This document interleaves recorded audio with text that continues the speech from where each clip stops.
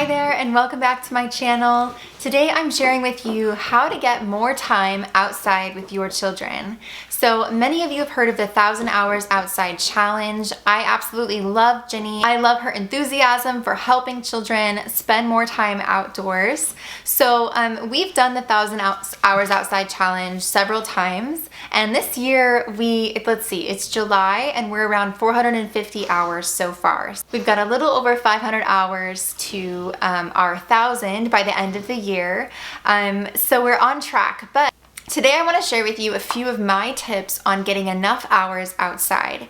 So my first tip would be to schedule it in your day. So there's actually two tips to this.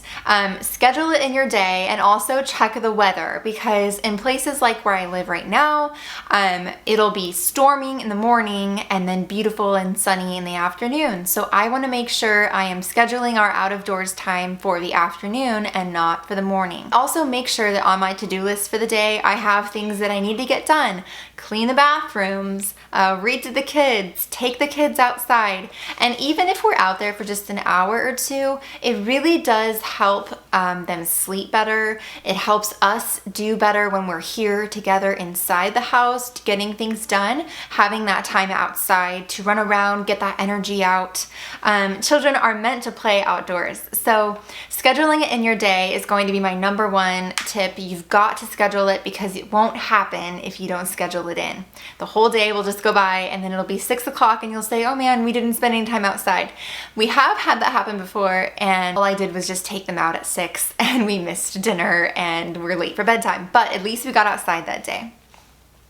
My next tip is to eat outside.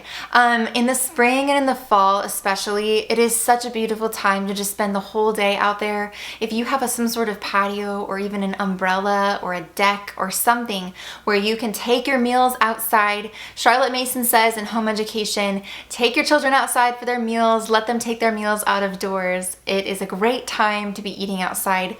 I am reading through 5 of Jane Austen's novels this summer, and I've noticed that a lot of the little parties they would have, or the luncheons or whatever, they would take their meals outside, and it just makes me want to go sit in the English countryside and drink my tea and eat my scone. But all that to say, eat outside when you can. It'll help clock in some of those 1,000 hours that you want to get to, and also it's just good for the body to be outside as much as you can.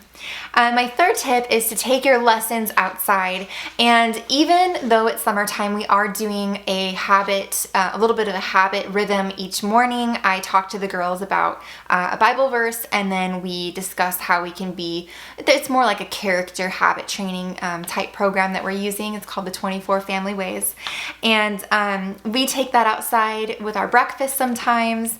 When we were doing lessons, we were finishing up term 3 in the spring. It was the middle of May, and it started being really nice outside, and so we sat on the porch, and for several weeks we did our lessons, the whole of our lessons outside, and we were there for 3 hours, and it was just beautiful. And something about that fresh air helps the children concentrate. So my daughter really loved that, actually. So if you're in a rut and you're having a hard time and the weather allows for you to, take your lessons outside and you'll have a whole new invigorating experience. My next tip is to bring your toys outside. So let's say your children are grumbling, they don't want to go out, whatever be the reason, whether they're tired or whatever it may be. Just take an inside toy, like the train set, for example. My girls love the train set. We have a lot of open-ended toys, but they love the train set. Take the train set and set it outside with some wooden blocks and some animal figurines or some peg dolls, and say, let's build a town, and then get them started with their play. And 9 times out of 10, I can guarantee you they'll spend quite a bit of time outside, as long as they're in the shade and it's not too hot. Mine are okay in the sun for a little while, but having sun and shade as both option is good. My last tip is to have something for mom to do. So when I'm outside, I bring a book usually, and I'll be reading a book. Like I said, I'm reading through 5 of Jane Austen's novels this summer. That's my goal. I'm almost done with number 2. So, and it's only early July, so I'm on track. But I take a book with me, and while my girls are playing, sometimes I'll engage with them and play with them, but other times I'll just want to sit and enjoy listening to the birds or breathe or pray or whatever it is that I want to do. Or sometimes I'll sit and read my book. And then other times I spend, and this is my biggest tip if you homeschool, is I'm pre-reading all of the material for the following school year during the summer. So I already have my books collected for next year, and I have a plan in place on how I'm going to prepare for the year by reading about each subject one per week. So I'm focusing right now on our geography lessons, and so I'm reading through all of our geography content, and so I'll bring that outside with me and do that, and so I'm getting things done while my children are outside. Or another tip for mom is gardening. Gardening is wonderful, and it's very therapeutic, and it'll help you kind of be outside too and get that amazing glow and invigoration of being out of doors, just like your children can get that. Because I know it's not the same when you're not riding your bike or playing or whatever.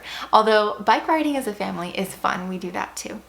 But so those are my tips for just getting more outside time this summer. I hope they're helpful to you. Let me know if you have any questions, and I'll see you in the next video. Thanks for watching.